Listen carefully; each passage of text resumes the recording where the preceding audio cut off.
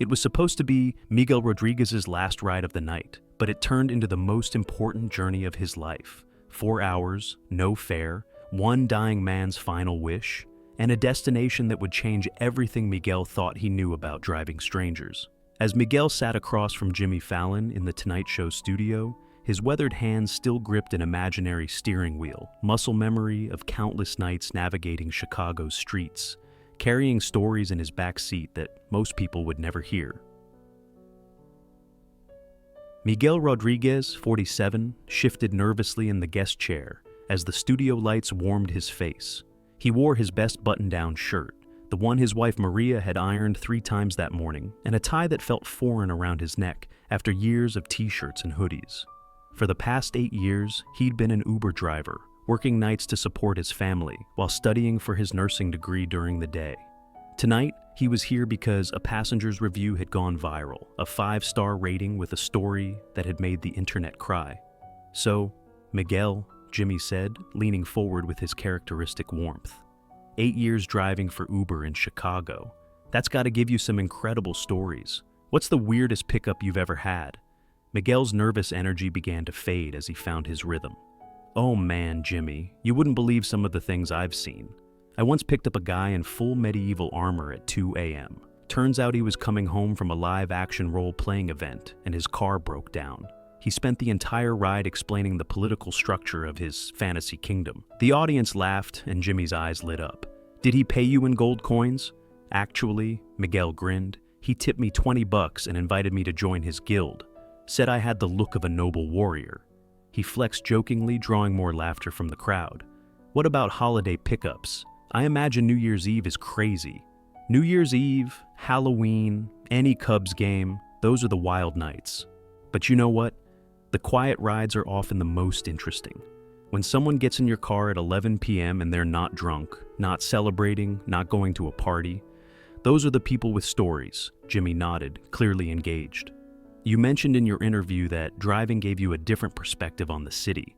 What do you mean by that?" Miguel's expression grew more thoughtful. "When you drive nights in Chicago, you see the city that most people never see. You pick up nurses finishing 12-hour shifts, security guards heading to work, people making impossible choices just to survive. You realize that everybody's carrying something heavy, you know? That sounds like it would be emotionally challenging." "It is," Miguel agreed, "but it's also educational. I'm studying to be a nurse, and driving taught me more about people than any textbook ever could. You learn to read someone's mood in the first 30 seconds. You learn when to talk, when to stay quiet, when someone just needs a safe space to be human." Jimmy's smile softened. "That's beautiful, man. You're basically a mobile therapist." "Sometimes," Miguel laughed. "Though I'm pretty sure Uber doesn't cover therapy licenses." "Speaking of emotional rides, I heard there was one particular passenger who really affected you. Can you tell us about that?" Miguel's hands stilled on his lap, and something in the studio atmosphere shifted. The easy laughter faded as Miguel looked down, then back up at Jimmy with eyes that suddenly carried the weight of memory.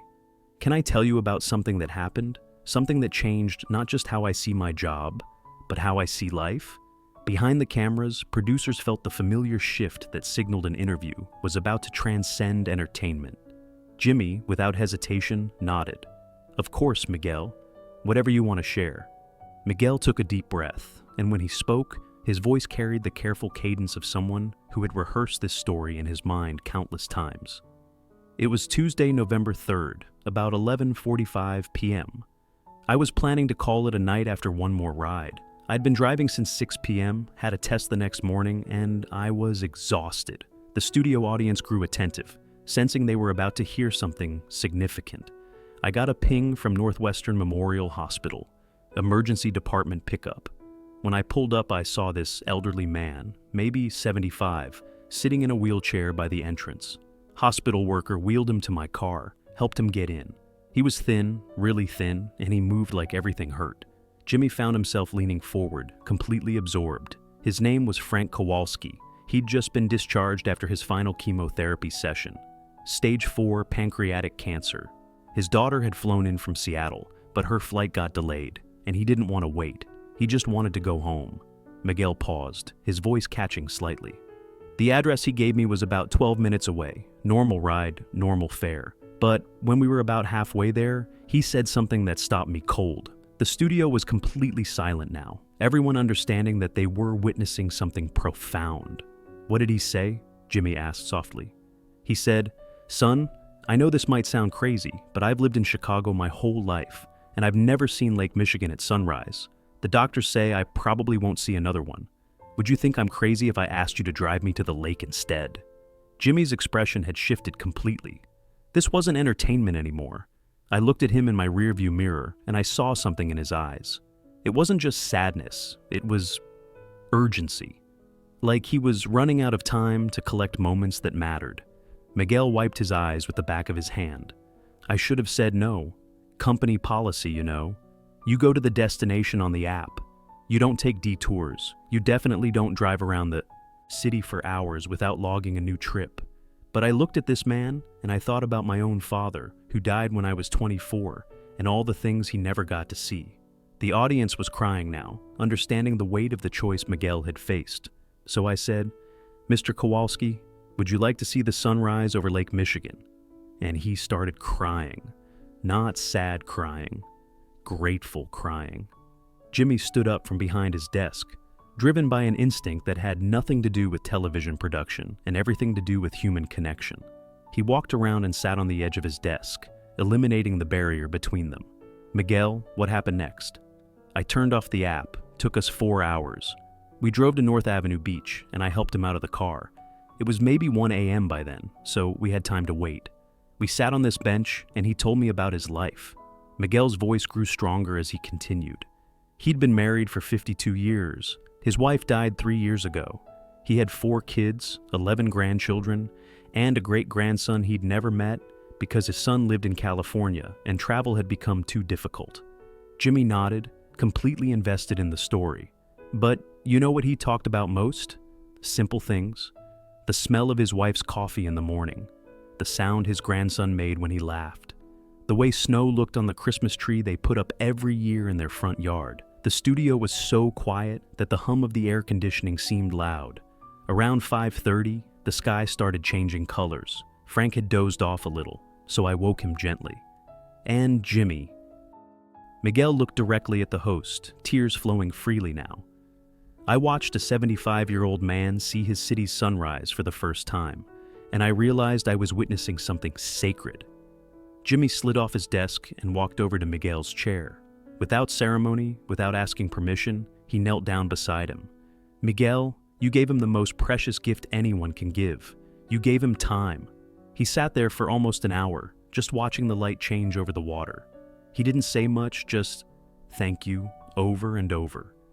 When I finally drove him home, he insisted on paying me for the whole night, even though I told him it wasn't necessary. Jimmy looked up at Miguel with profound respect. "But that's not the end of the story, is it?" Miguel smiled through his tears. "No. When I dropped him off at his house, he asked me for my phone number. Said he wanted to tell his daughter about the nice young man who showed him the lake. I gave it to him, thinking maybe he'd call once to say thanks." He reached into his jacket pocket and pulled out his phone. He called me every day for the next 6 weeks, every single day. Sometimes just to tell me what he had for breakfast, sometimes to share a memory about his wife, sometimes just to hear another voice. The audience was openly crying now, understanding the depth of connection that had formed between these two. Amen. On December 18th, his daughter called me. Frank had passed away peacefully in his sleep. But here's the thing. She said that in his final weeks, he talked constantly about that sunrise, about how beautiful the lake looked, about how kind people could be, about how that night reminded him that there was still magic in the world. Jimmy stood up and turned to face the audience and cameras. "Ladies and gentlemen, we live in a world where people are so focused on getting from point A to point B that we forget about the journey. Miguel Rodriguez reminds us that sometimes the most important destination isn't where you're supposed to go. It's where someone needs you to take them." He turned back to Miguel. "You weren't just an Uber driver that night. You were an angel." "I was just a guy with a car who made a choice," Miguel said simply. "But that choice taught me something that no nursing textbook ever could. It taught me that sometimes the most healing thing you can do for someone isn't medical. It's just being present for their moments." Jimmy reached into his jacket pocket and pulled out his business card, but this gesture felt different from all the others. It felt like a recognition between two people who understood service. "Miguel, I want you to have this. Not because you're a guest, but because you're someone who understands what it means to truly care for people." Miguel took the card with hands that had gripped a steering wheel through countless nights. Hands that had helped a dying man out of a car to see his last sunrise. "You know what Frank taught me that night? He taught me that we're all just passengers in each other's lives, and the least we can do is make sure everyone gets to their destination with dignity." The show ended differently that night. No desk pieces, no games, no comedy segments. Just Jimmy and Miguel talking about compassion, about the profound impact of small choices, about how the most ordinary jobs can become extraordinary callings when performed with love. 3 months later, Miguel graduated with his nursing degree. Frank's daughter, who had stayed in touch, attended the ceremony. She presented Miguel with a small gift, a photo of Frank sitting on that bench at North Avenue Beach watching the sunrise, with a note in Frank's handwriting that read, "For the young man who reminded me that every ending can be beautiful if someone cares enough to witness it."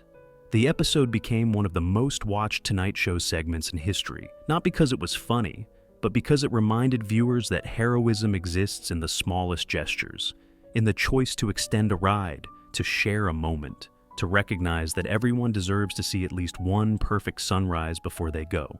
Miguel continued driving for Uber for 6 more months, while he looked for nursing positions. During that time, he received dozens of requests from passengers who had seen the show, people wanting the driver who cares. He fulfilled many of those rides, but more importantly, he carried Frank's lesson with him, that every passenger has a story, every destination matters, and sometimes the most important journey is the one that takes you somewhere you never planned to go.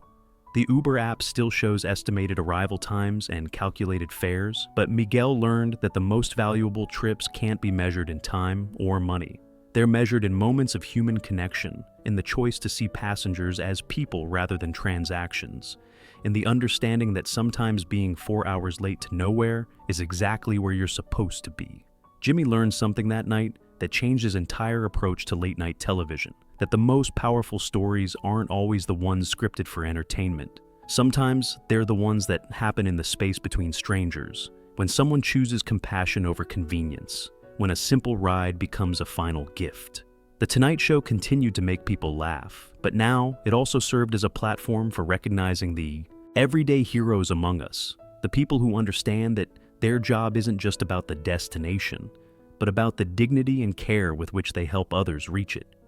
Because Miguel Rodriguez taught Jimmy Fallon and millions of viewers that we're all driving each other home in some way, and the least we can do is make sure the journey is filled with kindness, that every passenger feels valued, and that sometimes the most beautiful destinations are the ones we discover when we're brave enough to take the long way. Frank's story didn't end with his death.